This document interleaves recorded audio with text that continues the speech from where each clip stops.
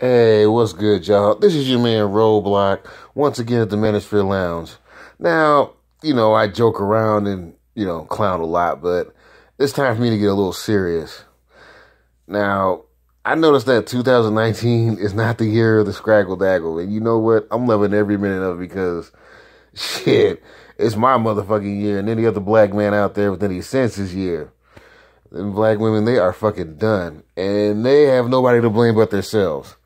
Now, to talk more about these black broads, to all my trans fans out there, you ever watch that episode, STARSCREAM's Brigade? Now, you're part of my back while I geek out, but I'm gonna, there's some similar, there's a reason why I'm bringing this up, because, it reminds me a lot of black women. You ever notice how STARSCREAM was always trying to challenge MEGATRON for his power? And then there's this particular episode, and there'll be a link in the description box for at least part of it as to what I'm getting ready to delve into here. That particular episode where Megatron just had enough of his ass. He just got sick of him. I mean, he had his fusion cannon right to his face. And he said, and I quote, "I'm sick of your endless quest for power, especially at the cost of losing mine."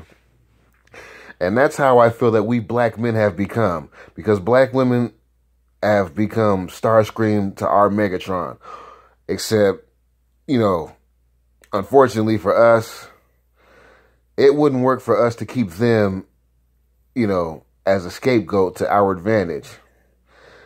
It would just do us good to basically evolve into Galvatron and fucking get rid of them. Just be rid of them forever, which is what I plan to do. Because, think about it. You watch that part, I don't know if you've seen the movie back then, but think about it. It was advantageous for Megatron to keep STARSCREAM around as a scapegoat. Even after he, built his army, which eventually turned against him, which is living proof that black women, much like STARSCREAM, they may have the desire to lead, but they do not have the ability. Because if they did, well, these children would be way more grounded than what they are. But instead, they're pounding the ground, going around looking for trouble. It's a complete freaking disaster. Black women, if you are watching this, I don't give a damn if I offend you. You are not equipped to lead. You're just flat out not equipped to lead. You are just basically expendable. And if this were beast machines, well, you'd be Viacon drones. Bottom line. And if you don't like it, I don't give a damn what I have to say. Now, back to the similarities between black women and STARSCREAM. Think about it. Sure, he was the only one ballsy enough to challenge Megatron's power, and all the other Decepticons were like, I don't think I want to do that. And then, even after having this fusion cannon in his face, STARSCREAM's still talking shit. "Don't just stand there, do something. Your new leader orders you to slay Megatron." And then I remember this vividly. Hell, I even have the DVDs right now. I'm not going to lie, man. I've been a trans fan since 1984, and I still am.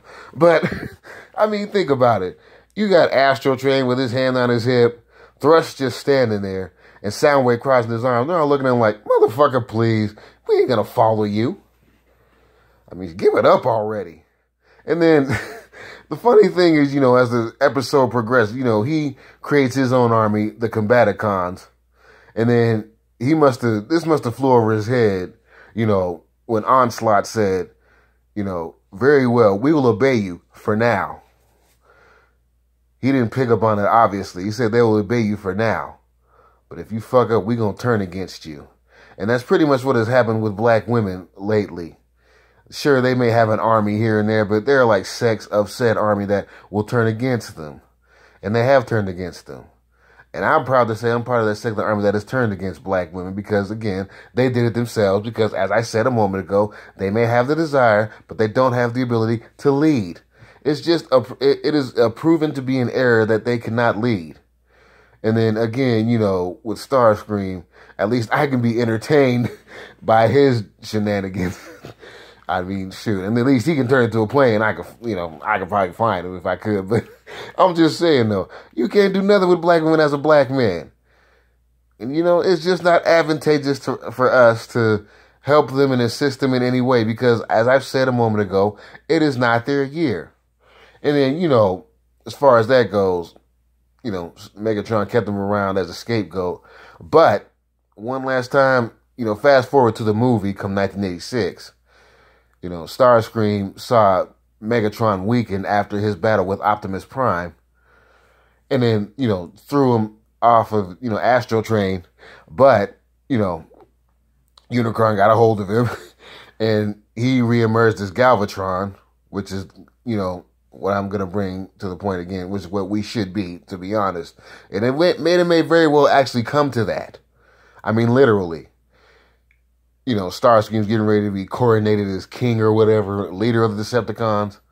But that was cut short when he said, "Who disrupts my coronation?" And then Galvatron emerges from Cyclonus. "Coronation, Starscream? This is bad comedy." "Megatron, is that you?" "Here's a hint." And then he turns into a big-ass pulsar cannon and just blows him to fucking dust. He Van Hunted his ass. He was dust blown away.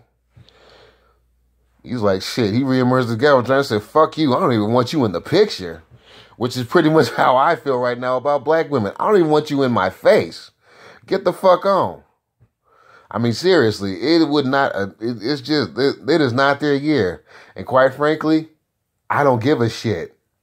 Black women, you've done this to yourselves and you've nobody to blame but yourselves.